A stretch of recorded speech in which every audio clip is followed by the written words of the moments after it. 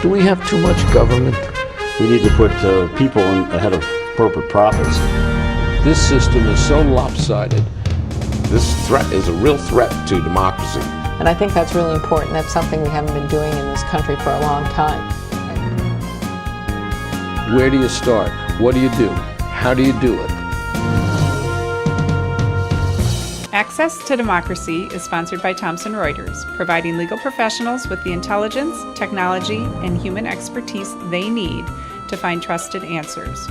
Products include Westlaw, Practical Law, and Firm Central legal practice management software for small law firms. Thomson Reuters, the answer company. Online at thomsonreuters.com. Access to Democracy is made possible in part by a donation from Firefly Credit Union. Firefly is the new name of U.S. Federal Credit Union, which has proudly served the financial needs of the Greater Twin Cities community since 1925. At Firefly, we guide our members forward and give them the power to chase dreams by delivering the financial solutions they need to get ahead. From checking accounts to mortgages, we'll light the way. We are Firefly Credit Union, and this is Life Illuminated. And Dr. Charles Crutchfield of award-winning Crutchfield Dermatology in Eagan, acknowledged as one of the nation's best physicians. A Minnesota native who trained at the Mayo Clinic, Dr. Crutchfield personally treats all patients and states that experience counts and quality matters. Crutchfield Dermatology. Look good, feel great, with beautiful skin.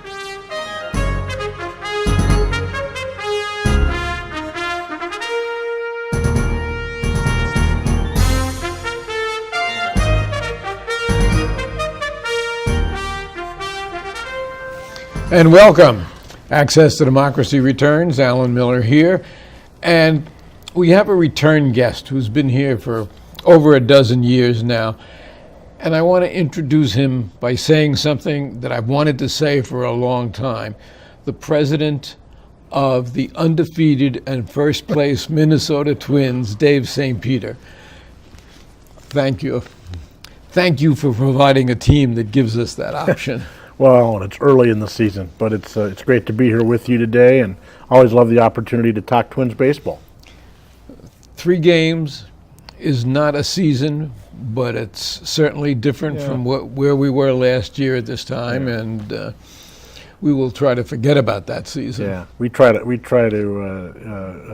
rid the words last year from our vocabulary every single day, because it was a tough one for Twins fans and everybody involved. But the early parts of a baseball season, they're magnified, probably beyond what they should be when you consider that we play 162 games, and that's really the beauty of our sport. But that said, there's no doubt that getting off to a good start is going to go a long ways, I think. These towards 3 count as much as 3 at the end of no the question. season. And part of it for our organization is for our young players trying to instill confidence, allowing them to obviously develop at the major league level, but seeing that they can have some success. I think that's important. But then beyond that, from a franchise perspective, I do think it's really imperative to trying to help ensure that our fans are keeping an open mind and hopefully getting excited about what the future of Twins baseball brings, in terms of not just a team that can be competitive, but a team that hopefully over the long term can restore really confidence in being an annual contender. A lot of young talent there, which we'll talk about in a few minutes. One of my favorites, guy standing over your right shoulder. Yes, sir. Who, interestingly enough, I think he was a 5th round pick or something like that. And Brian Dozier just exemplifies to me good living, really great, 100% or 110% perhaps. And will he hit 42 home runs this year? Nobody knows, but his fielding and his inspiration is really one of the things that drives the team forward. Yeah, Brian Dozier is, I think, everything we'd ever want in one of our major league players. He's a good quality player on the field, great defender, somebody who runs the bases well. Last year, a historic year with 40-plus home runs, and really has evolved as one of the more complete players in the game today. but then off the field, whether it be in our clubhouse, where I think he's really evolving as a leader, somebody who's an incredibly articulate spokesperson for our club, somebody who does a great job of dealing with the media in the front office, but also somebody who's very active in the community, doing a lot one of the things I was going to bring other up. people. Civic and charitable ventures, and he's very involved. He and his wife both are very involved in that. You are correct, and those are attributes that have been common with many great players that we've had within our franchise over the years, and Brian certainly is no exception. He's somebody we're very proud to see wearing that Minnesota Twins uniform. Now, at the end of last season, there were some really difficult decisions that had to be made, and you and the Pohlad ownership made those decisions. So let's talk about the new structure of front office personnel. Well, you're right. Again, going back to 2016, a challenging year. I think it led to a lot of dialogue internally within our ownership and myself about the future and what direction we wanted to go. We made a very difficult decision around Terry Ryan, and ultimately, once it was determined we were going to make a change, conducted a widespread search for a new number one person within our baseball operations area. And that search would ultimately lead us to Derek Falvey to become our new chief baseball officer. Derek came from the Cleveland Indians organization, very successful franchise. And built that team over several years. No question. Really. And Derek played a very meaningful role within that front office, and really did a great job throughout our interview process of outlining a vision for the Minnesota Twins, a vision that would be different from the way we've operated in the past, but a vision that would be true to some of the great cultural aspects of Twins baseball in terms of a commitment to community, a commitment to people, doing things the right way. And we really think Derek has a chance to be a transformational leader. And soon after we were able to hire Derek, we were able to bring Thad Levine in from the Texas Rangers organization as our general manager. And really what it left us with is a very powerful 1-2 punch at the top of our baseball leadership that I'm just highly confident are going to have great success in ensuring the Minnesota Twins return to being a contending team in the very near future. So baseball operations really are broken in two. You have the general manager on one side. We have the business aspect of just about everything else on your side. And where does Derek Falvey fit in with this? Well, Derek's on the baseball side of our operation. His title is Chief Baseball Officer. So he's the number one baseball executive. He reports into me with, I would say, a dotted line to our ownership, which is no different than the way it worked with previous baseball leaders. But really, between Derek as our Chief Baseball Officer, Laura Day as our Chief Business Officer, and Kip Elliott as our Chief Administrative Officer, those are the three individuals that every single day work closely with myself to shape the overall Minnesota Twins organization. And the general manager, of course, does the same things that Terry Ryan did. And they do, and baseball titles have changed. Admittedly, there's been another layer created. But I think that's reflective of the jobs themselves. I think it's reflective of the way a modern day baseball operation processes decisions. It's a much more complex role. I think that there's a much more significant head count. I think the systems have gotten much more sophisticated, and with that, I'm very comfortable that having a Derek Falvey and then having a Thad Levine is a necessary structure for us to ultimately garner the type of results that we're going to want to garner over the long term. And we shall see, as they say, but certainly getting off to a 3-0 start has got to be uplifting to everybody in the organization. Yeah, again, it's always nice to get those first few wins under your belt. We have a long way to go, and we're realistic about where this club is at. When I think about our baseball operation, both on the field and then in the front office, we're not where we ultimately want to be there. We think we're going to see incremental changes take place on the field, off the field over the course of the next several months and probably the next couple years. To that end, whereas we want to take a meaningful step forward in 2017, I'm not sure that it would be fair to judge where our baseball leadership is in terms of their success based on the near term. I think we want to judge them over the longer term, and I think they're deserving of a bit more runway than that. Well, it's interesting because there's an amalgam of young talent and some really seasoned veterans. Yes. I mean, if you start with even Joe Mauer, and then you go to Byron Buxton, two diametrically opposed age-wise, experience-wise, and otherwise. But somehow or other, I mean, bringing back somebody like Craig Breslow, who's I think 35 or 36 years old, if I'm not mistaken, experience in the bullpen. Yeah, I think every successful team has some of that balance.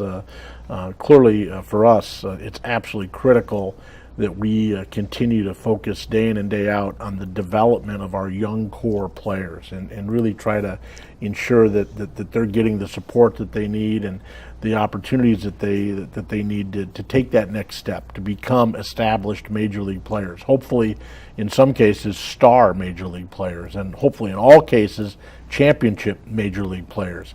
But that doesn't happen by accident. I think positioning them inside of a clubhouse alongside veteran players is part of that development. And, there's no doubt. You've mentioned Joe Mauer, Brian Dozier. I'll mention Irvin Santana, Phil Hughes, Craig Breslow, Matt Belisle. There's a number of guys who I think are trying to be those positive influences and help us collectively as an organization. And we, in addition to the front office, we had some interesting rehires of names that are certainly well known to the Twins. Names like Kadire, names like Torrey Hunter, names like LaTroy Hawkins. It speaks to the family type organization, organization that you have, that these people all want to come back. I agree with that, and clearly Torrey, LaTroy, and Michael all had great success with the Twins, but they also experienced other franchises, other communities, and I think that helps them bring a more well-rounded perspective. They also wanted to be part of the Minnesota Twins organization over the long term, and particularly as we work to, again, reestablish our franchise as a perennial contender on the field. I urge that Torrey, LaTroy, Michael are all back, but those really are not, I'd say, ceremonial roles. They're very real baseball-focused roles, and all three of those individuals, I think, are sorting out where they want to go over the long term in terms of roles inside of this game, whether it be on the field in uniform, whether it be in the minor leagues, whether it be in the major leagues, whether it be in the front office. And I think over the course of 2017 and beyond, they'll refine that focus, and I'm optimistic that they'll be part of our franchise over the long term. And there was a moving ceremony for Rick Stelmasic that you had just a few days ago. Yeah. And it was interesting to see people like A.J. Brzezinski coming back. And it's interesting also to see somebody like Doug Minkiewicz, who was coaching, but decided he wanted apparently not to be in Chattanooga. He wanted to be closer to his family, so he's staying in Florida. Yeah, you mentioned Doug. Doug is one of our minor league managers, has had great success, was up at Double-A. Now he's moved back to High A, down in Fort Myers, to be closer to family. And Doug's certainly an asset for our franchise. It tells you something about him also, that his priorities are, yes, baseball, but I also have young children growing up that I want to spend time with. No doubt about that, and also parents. I think he's got some. He wanted to be closer to his mom. So I think that's been part of it as well. Again, it goes back to the type of organization that really started under Carl Pohlad and has gravitated to his sons, but in particular Jim, I guess. Yeah, I think family is a huge part of Minnesota Twins baseball in so many different ways. When I think of our brand, I think of the family tradition of attending games and how it's been passed down from one generation to the next. And whereas I don't know that that's completely unique to Twins baseball, I think it's more at the center of Twins baseball. But then, of course, for people that are part of our organization, there's no question that they view that as very much a family experience. I know that when we are at our best, that's how it feels within our clubhouse as part of our team, and we're working really, really hard to try to reinstill that every single day. And not only that, but you're rebuilding a fan base that got disillusioned over the last several years. And that obviously has to be rebuilt. But you've kept your corporate sponsors, you've kept your radio and TV. That has to make a big difference also. Well, yeah, we're blessed here. We've had great support from fans and corporate partners and all kinds of other folks that I think have been patient with the Twins. And whereas I think our attendance has certainly taken a bit of a hit due to the lack of performance on the field, we're optimistic that we'll build that back, hopefully here starting in 2017. We're also blessed to be in a marketplace that has a significant base of corporate headquarters and dynamic sponsorship opportunities. And with that is we've been able to maintain, I think, a very solid relationships, and people still see great value in the Minnesota Twins because of the history, because of the brand. Also because even in a down year, we draw virtually 2 million people, which is still a significant number of folks to put your brand in front of. And as we sit here in these beautiful studios in the Thomson Reuters building, that would be indicative of the corporations that have aligned themselves with the Twins, or certainly Dr. Crutchfield, who is the Twins dermatologist, who's also become a sponsor on this show. These things are very important to maintaining the baseball presence in the community. No question. I think just like any professional sports franchise is relying on partners across a variety of platforms, and corporate partnership, and certainly some of the folks you mentioned have seen value out of the Minnesota Twins platform, and we certainly don't take their investments for granted. We try to drive value back for them every single day.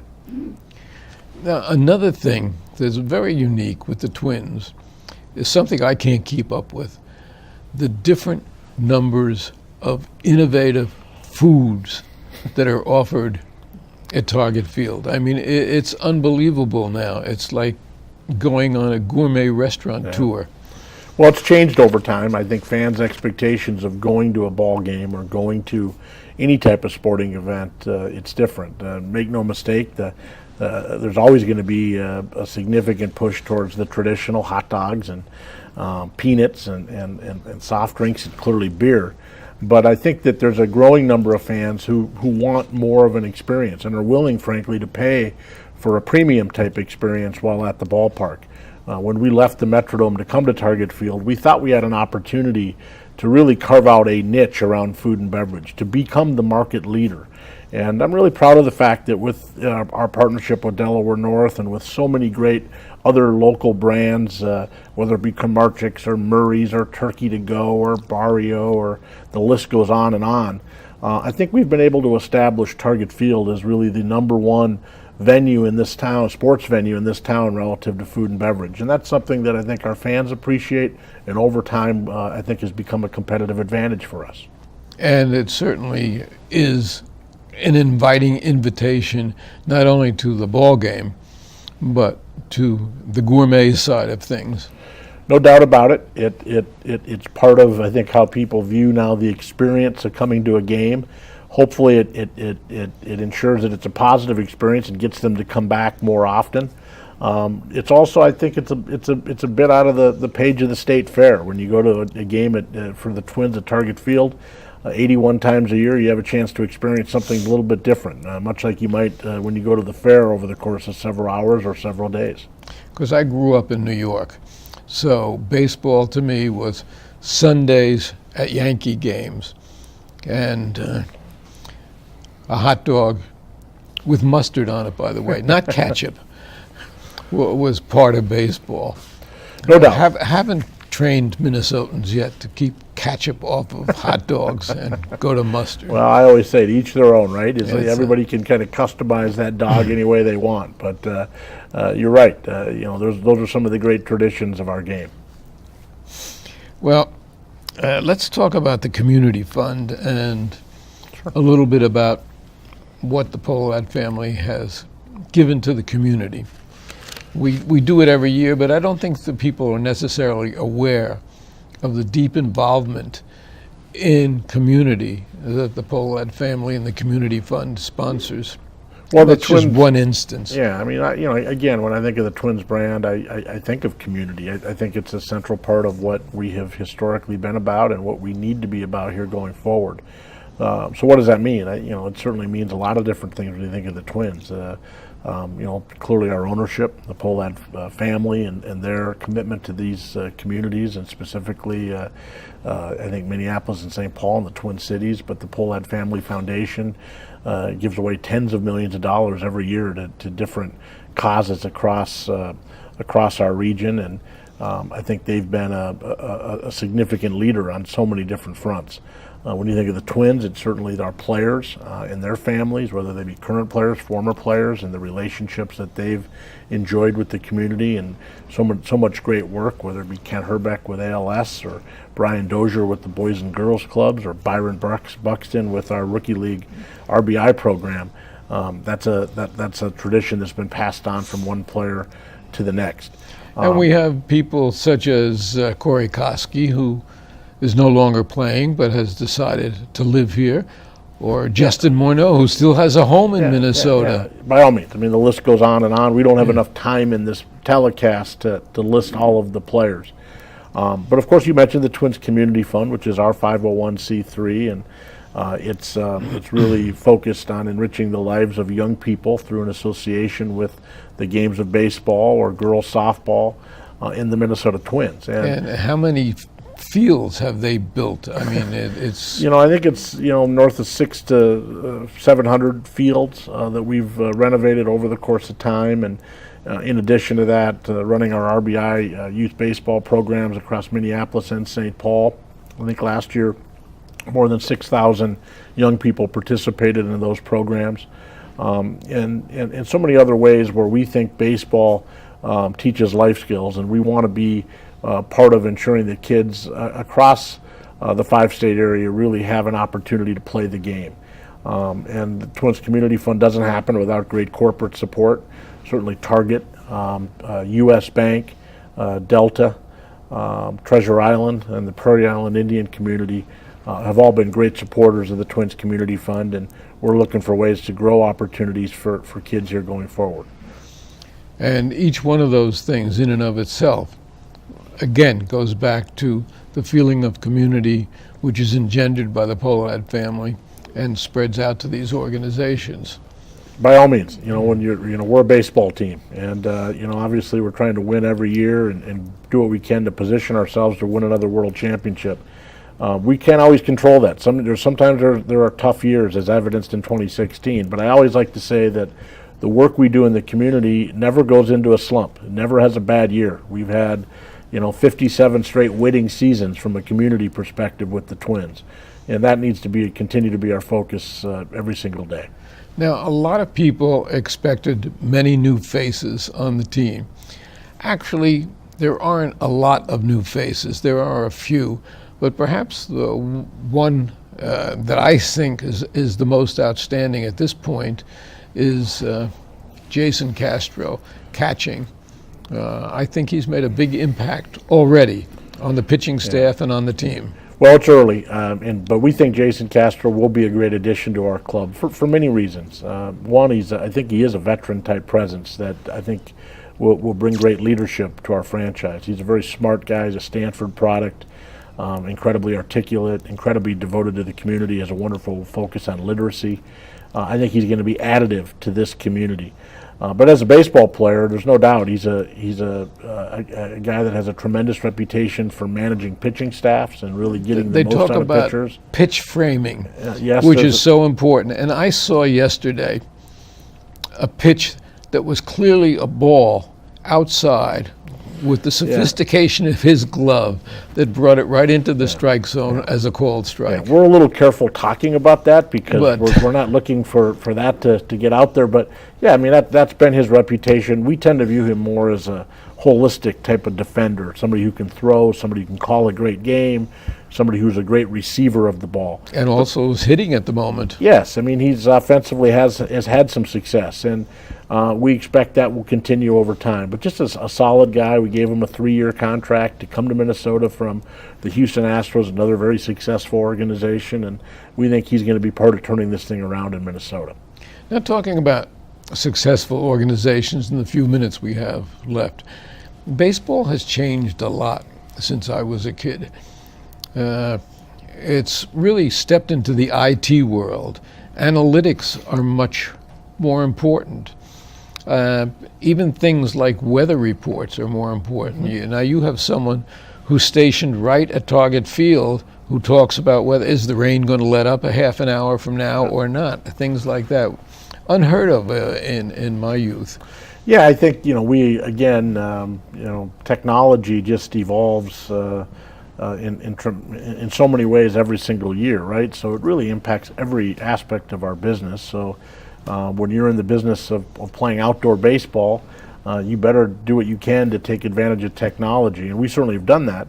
That said, there's also a human element to it, and I think everything we're trying to do has that balanced approach. So it's having those experts on hand that know how to read weather. It's also the same in the front office. So we certainly have our scouts and those people who are doing those more traditional evaluations, those people who are assessing players' character and trying to get to know them as people. But then there's also now the modern day metrics that we can look at different algorithms and try to determine how we really value players, either at the big league level, over my head, within our minor leagues, or even amateur players for that matter. So it again, like everything else, I think if you're operating in the most optimal way, it's a balanced approach. It's never just one way or the other. It's taking all of these bits of information and using them to help shape your decision making. And we've had also a leadership that's been willing to spend money where they have to get these players, to sign these players, like Castro. Yeah, I've never viewed payroll as a limit here. I think that's an excuse. Frankly, the Pohlad family has pledged their support on signing players. Anything we've done with our payroll is not a reflection of the Pohlad family. It's more a reflection on where our baseball leadership historically has placed value within the market. And a couple years back, we spent a tremendous amount of money on trying to sign free agent pitching and brought in Ricky Nolasco, Phil Hughes, Irvin Santana. So we understand that for us to be successful over the long term, it's incumbent upon us to do a good job with our drafts, to do a good job in the international market, to develop players through our minor league system. We've done a good job running out of time. Okay. We've been talking to Dave St. Peter, president of the Minnesota Twins, and let's continue with the good luck. Thank you, sir.